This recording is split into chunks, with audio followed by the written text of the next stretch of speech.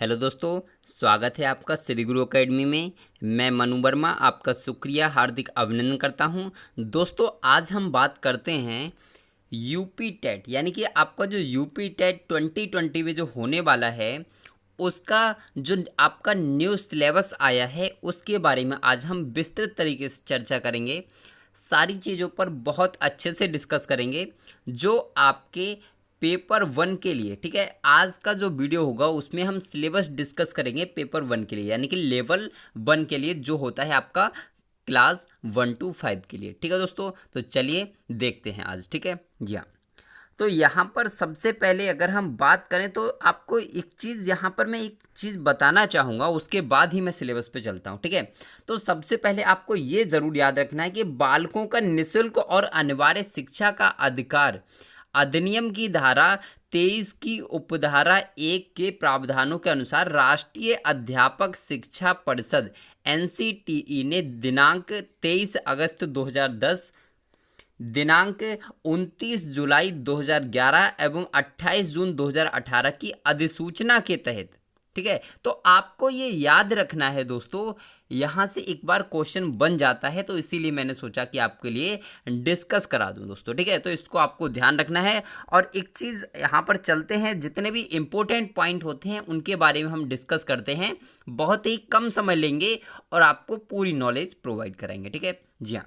तो सबसे पहले यहाँ पर एक क्वेश्चन ये आता है दोस्तों, आपको ये पता होना चाहिए कि इसके लिए जो अर्हता होती है, यानी कि आपकी योग्यता क्या होनी चाहिए। तो पहले हम योग्यता के बारे में बात कर लेते हैं, ठीक है। एक चीज़ आपको ये पता होना चाहिए कि जो मैंने आपके लिए लिख दिया कि यूपी टेट की फुल फॉर्म क्या होती है, तो आपको पता होना चाहिए हिंदी में क्या बोलते हैं, उत्तर प्रदेश शिक्षक पात्रता परीक्षा, और इंग्लिश में क्या बोलेंगे तो आप जानते हैं, ठीक है। तो यहाँ पर एक चीज़ आपको ये प्रश्न आपको याद रखना है, क्योंकि आप जब तैयारी करोगे तो ये चीज़ आपको याद रखनी पड़ेगी कि जब भी आप यूपी टेट देंगे तो यूपी टेट में जब सरकार शब्द का प्रयोग होगा तो सरकार शब्द से आशय आपका भारत सरकार नहीं होगी, वो होगा आपका क्या, उत्तर प्रदेश सरकार, ठीक है। अब चलते हैं दोस्तों, जो मैंने आपके लिए अभी बताया था, ठीक है। आपकी जो अवधि होगी, ठीक है, आपकी जो अवधि होगी परीक्षा की, उसमें आपके लिए कितने क्वेश्चंस होंगे तो आप सभी लोग जानते हैं 150 क्वेश्चन होंगे, ठीक है। 150 क्वेश्चन होंगे। और दोस्तों, परीक्षा की अवधि 2.5 घंटा अर्थात कुल 150 मिनट होंगे, यानी कि एक प्रश्न के लिए आपके पास 1 मिनट होगा, ठीक है। अब चलते हैं दोस्तों, यहाँ पर आपको एक ध्यान देने वाली बात है कि आपकी इसमें नेगेटिव मार्किंग नहीं होती है, ये आपको बहुत अच्छी बात है। बहुविकल्पीय टाइप प्रश्न होंगे जितने भी होंगे, और प्रत्येक विकल्प के 4 ऑप्शन होंगे, ये तो आप सभी लोग जानते हैं। अब दोस्तों, यहाँ पर बात करते हैं सीधे पात्रता की, ठीक है, कि कौन कौन से लोग इसको देने के लिए पात्र होते हैं, उसकी मैं बात करता हूँ। तो यहाँ पर इस चीज़ को बहुत अच्छे से आपको पता होना चाहिए कि कक्षा 1 to 5 हेतु उत्तर प्रदेश शिक्षक पात्रता परीक्षा के लिए न्यूनतम अर्हता क्या होनी चाहिए, तो विधि द्वारा स्थापित यूजीसी से मान्यता प्राप्त विश्वविद्यालय महाविद्यालय से स्नातक परीक्षा उत्तीर्ण तथा राष्ट्रीय अध्यापक शिक्षा परिषद, जिसे हम एनसीटीई बोलते हैं, से मान्यता के उपरांत उत्तर प्रदेश शासन से संबद्धता प्राप्त संस्था से 2 वर्षीय डीएलएड के अंतिम वर्ष में शामिल होने वाले अथवा उत्तीर्ण होने वाले। यहाँ पर आपको ध्यान रखना है, जो बच्चे आपने अगर डीएलएड किया है 2 वर्षीय, जिसे हम बीटीसी बोलते हैं, तो उसमें क्या होना चाहिए, आपको लास्ट ईयर में होना चाहिए, ठीक है। आप लास्ट ईयर में होना चाहिए तो आप इसके लिए एलिजिबल हैं, ठीक है, या आप इसके लिए मान्य हैं, ठीक है। अब दोस्तों, और अगर हम बात करते हैं तो यहाँ पर और क्या योग्यता है कि विधि द्वारा स्थापित एवं यूजीसी से मान्यता प्राप्त, ये तो आप जानते ही हैं। यहाँ पर आपको याद रखना है कि दूरस्थ शिक्षा विधि से अप्रशिक्षित व स्नातक शिक्षा मित्रों का 2 वर्षीय बीटीसी के अंतिम वर्ष में शामिल होने वाले उत्तीर्ण, ठीक है। तो यहाँ पर वही है दोस्तों, सिंपल सी चीज़ है कि यहाँ पर क्या होना चाहिए कि यदि आपने डीएलएड किया है तो आप अंतिम वर्ष में होना चाहिए, ठीक है, अंतिम वर्ष में होना चाहिए, बस सिंपल सी चीज़ है दोस्तों, ठीक है। अब हम दोस्तों सीधे चलते हैं पॉइंट पर, ठीक है। अब आपका पॉइंट क्या है, तो यहाँ पर एक चीज़ आपको और याद रखनी है कि आपका जो ग्रेजुएशन हो या फिर आपने हाई स्कूल किया हो या इंटर किया हो, उसके लिए कम से कम दोस्तों आपका 50% होना ज़रूरी है। ठीक है, इसको भी आपको ध्यान रखना है। ठीक है जी हाँ। अब दोस्तों चलते हैं सीधे सिलेबस के ऊपर। और यहाँ पर कुछ भाई बहन कहेंगे कि सर आपका हमारा जो एग्ज़ाम होगा यूपीटीटी के फॉर्म कब तक आ सकते हैं। तो मे भी दोस्तों अगर मैं आपको बताऊं तो शायद हो सकता है आपके अगस्त में आपके आ सकते हैं। ठीक है, अगस्त में नहीं तो सितंबर में आपके फॉर्म आ जाएंगे। ठीक है, और आपका जो एग्ज़ाम है वो नवंबर या दिसंबर में हो जाएगा, तो आपको टेंशन लेने की ज़रूरत नहीं है। और दोस्तों अब हम बात करते हैं, जी हाँ जी हाँ, अब हम आगे बढ़ते हैं। तो यहाँ पे सीधे चलते हैं हम सिलेबस की तरफ। ठीक है, क्योंकि मेन जो फोकस है वो है हमारा सिलेबस, और सिलेबस की हमें तैयारी करना है बहुत अच्छे से। ठीक है, और जब हमें तैयारी करना है तो ध्यान रखना है दोस्तों, आप श्री गुरु एकेडमी पे आए हुए हैं जहाँ चीज़ें विश्वास के ऊपर चलती हैं, जहां हम बहुत अच्छी गुणवत्ता के साथ आपको बहुत अच्छे से तैयारी कराते हैं। तो आप हमारे चैनल को सब्सक्राइब कर लीजिए यदि आप यूपी टेट की तैयारी बहुत ही अच्छे तरीके से करना चाहते हैं तो। ठीक है, अब हम बात करते हैं यहाँ पर आपके लिए यहाँ पर कितने क्वेश्चंस होंगे। तो आपको याद रखना है आपके पास 150 क्वेश्चंस होंगे, यानी कि 150 क्वेश्चन आपको दिए जाएंगे,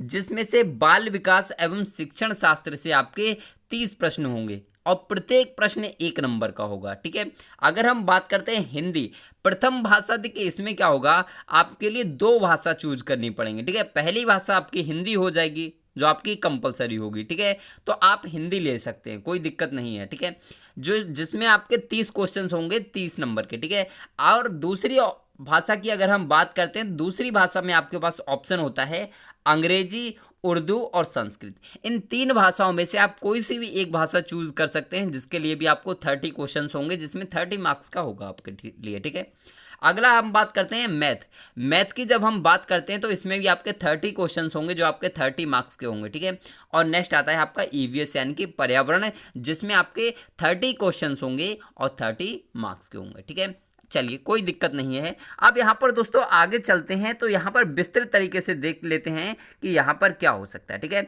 जो आपका सिलेबस है उसको विस्तृत तरीके से देख लेते हैं कि क्या क्या इसमें आ सकता है। सारी चीज़ों को बहुत ही अच्छे से डिस्कस करेंगे। ठीक है, थोड़ा हो सकता है थोड़ा लंबा हो जाए, लेकिन आपको टेंशन नहीं लेना है, क्योंकि जब विस्तृत तरीके से हम चीज़ों को पढ़ेंगे कि हमें पढ़ना क्या है। देखिए चीज़ों को जब हमें स्टार्ट करना है, मान लीजिए हमें यूपी टेट का एग्ज़ाम देना है, तो जब तक हमें अच्छे से ये नहीं पता होगा कि हमें पढ़ना क्या है दोस्तों, तो हम क्या करेंगे, कर ही नहीं पाएंगे ना। तो पहले हमें अच्छे से इस चीज़ को देख लेना है कि हमें पढ़ना क्या है। ऐसा ना हो कि एग्जाम में कुछ और आना है और हम कुछ और ही पढ़ रहे हैं, तो ऐसा नहीं करना है। ठीक है, तो यहाँ पर बात करते हैं दोस्तों। ठीक है जी हाँ, यहाँ पर बात करते हैं। यहाँ पर ध्यान रखना है आपके लिए कि कक्षा 1 to 5 के लिए बात कर रहा हूँ मैं, ओनली प्राथमिक स्तर के लिए। अगर आपको 6 to 8 के लिए अगर चाहिए तो आप कमेंट कर दीजिए, मैं उसके लिए भी आपके लिए सिलेबस प्रोवाइड करा दूंगा। ठीक है, अब हम बात करते हैं बाल विकास एवं शिक्षण विधियों की बात करते हैं। तो बाल विकास में आपको क्या क्या पढ़ना है।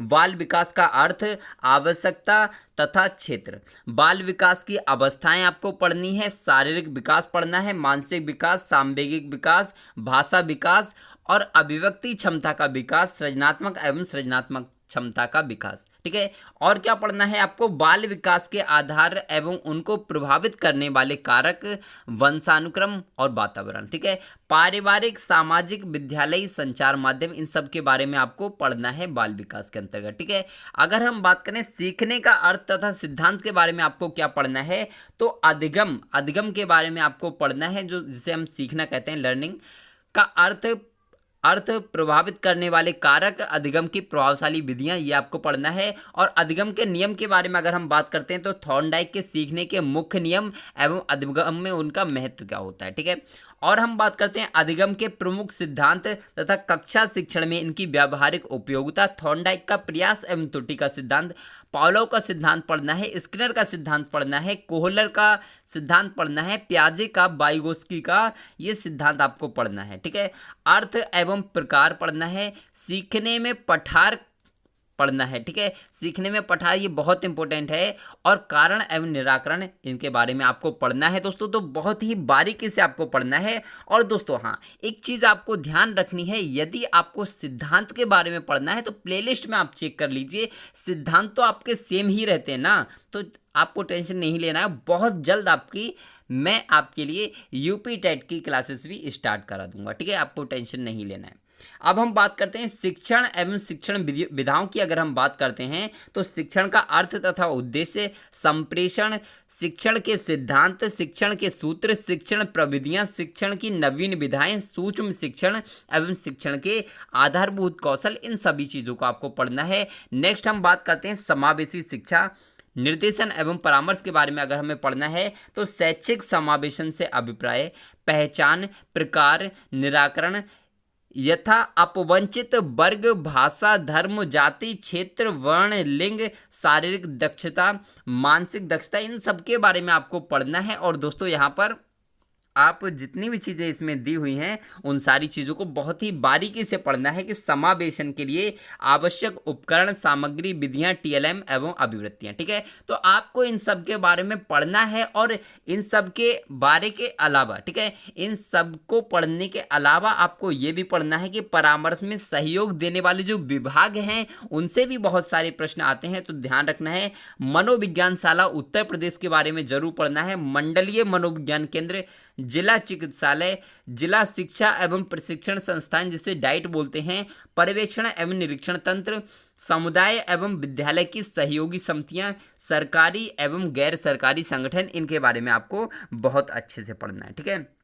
जी हाँ दोस्तों, देखिए कितने बारीकी से मैं आपको बता रहा हूँ सारी चीज़ों के लिए, ठीक है। तो आप चाहें तो इसका स्क्रीनशॉट ले सकते हैं और इसको बाद में पढ़ सकते हैं बहुत ही अच्छे तरीके से, ठीक है दोस्तों, क्योंकि ज़्यादा टाइम वेस्ट करना ही आपका सही नहीं है, क्योंकि आप वीडियो को रिपीट करके उसको देख सकते हैं, कोई दिक्कत नहीं है, स्क्रीनशॉट ले लेना और आराम से देख लेना, ठीक है। अब हम बात करते हैं दोस्तों यहाँ पर भाषा की। अगर हम बात करते हैं तो आपको मैंने बताया था 2 भाषाएं आपको चूज करनी पड़ेंगी।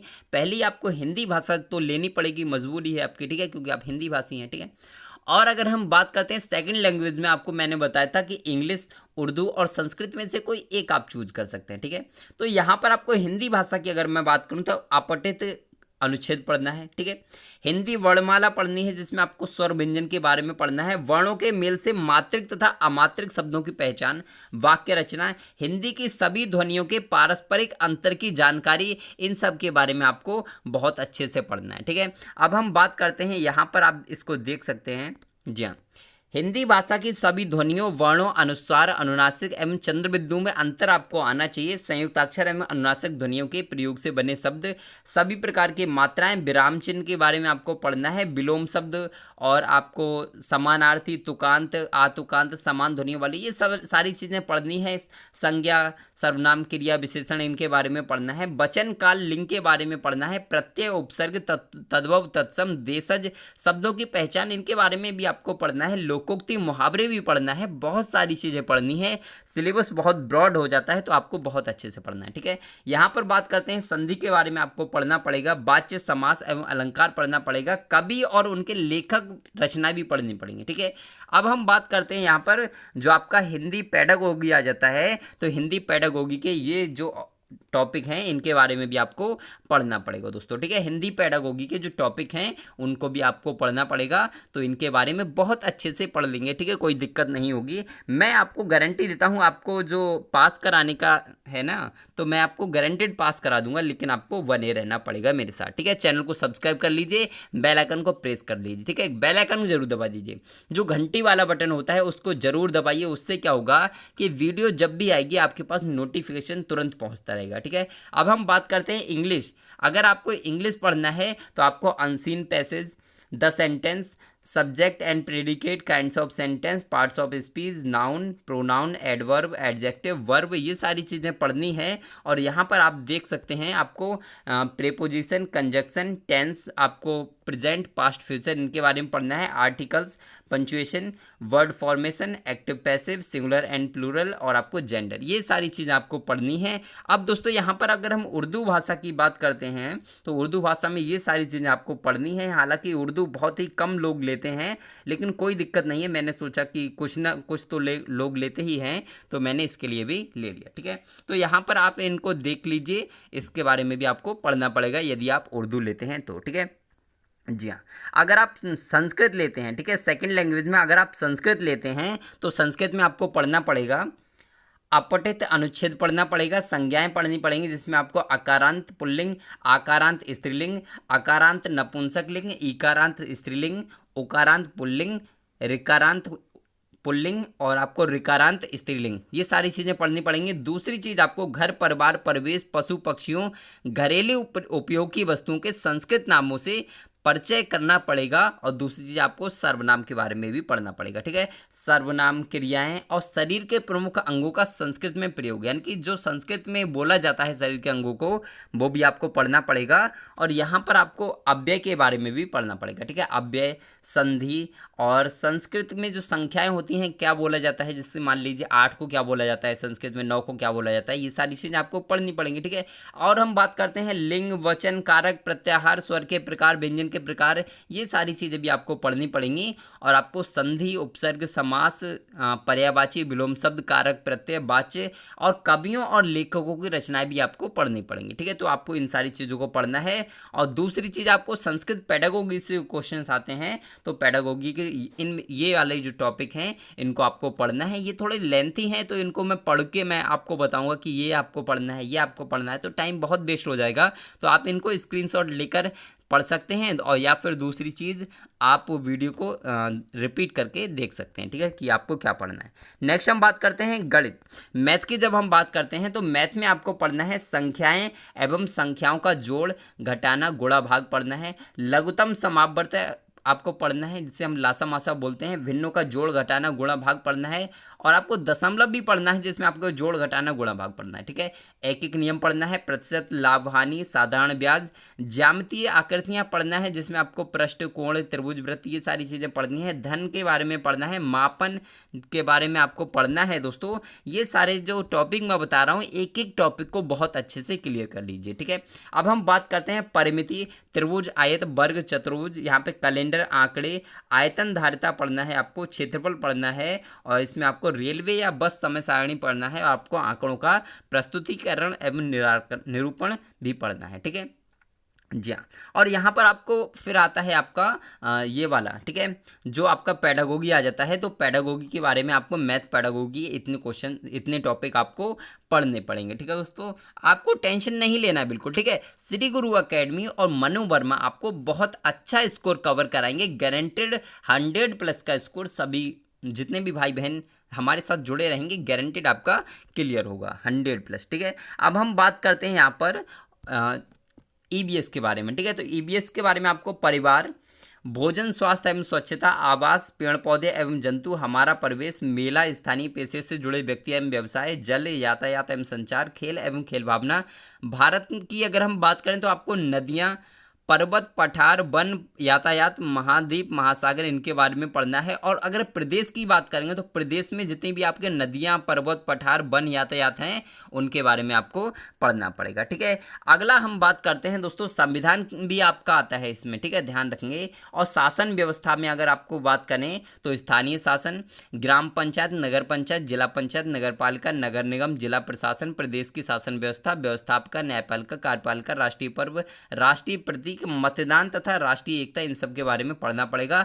दूसरी चीज आपको पर्यावरण आवश्यकता, महत्व एवं उपयोगिता, पर्यावरण संरक्षण, पर्यावरण के प्रति सामाजिक उत्तरदायित्व बोध, और आपको पर्यावरण संरक्षण हेतु संचालित योजनाओं के बारे में पढ़ना पड़ेगा। ठीक है, तो आपको इन सारी चीज़ों के बारे में पढ़ना है। और अगर हम बात करें ईवीएस पेडागोगी की, तो इतने टॉपिक आपको ईवीएस पेडागोगी में पढ़ना है। ठीक है दोस्तों, तो आपको ये सारी चीज़ें याद रखनी है। और दोस्तों एक चीज़ आपको और याद रखनी है। ठीक है, आपसे जो मैंने बोला है कि आपका जो तैयारी है वो बहुत अच्छी होनी चाहिए, तो अच्छी करने के लिए आप टेंशन मत लीजिए। 100+ का स्कोर मैं आपको कवर करवाऊंगा, गारंटेड। ठीक है, चैनल को सब्सक्राइब कर लीजिए और बराबर में आपको जो घंटी वाला बटन दिखेगा ना उसको ज़रूर दबा दीजिए। उससे क्या होगा कि आपको नोटिफिकेशन प्राप्त होता रहेगा जब भी हम आपको कोई भी वीडियो लेकर आएंगे। ठीक है दोस्तों, तो आपको इन चीज़ों को ज़रूर याद रखना है और बने रहिए श्री गुरु एकेडमी और मनु वर्मा के साथ। आपके लिए अगर 6 to 8 का अगर आपको सिलेबस चाहिए तो आप नीचे कमेंट कर दीजिए, तो मैं आपके लिए वो भी प्रोवाइड करा दूंगा। ठीक है दोस्तों, तो चलिए आज के लिए बस इतना ही। फिर मिलते हैं एक नेक्स्ट वीडियो में नेक्स्ट टॉपिक के साथ। तब तक के लिए हंसते रहिए, मुस्कुराते रहिए और तैयारी करते रहिए दोस्तों। ठीक है, तो चलिए बाय बाय दोस्तों।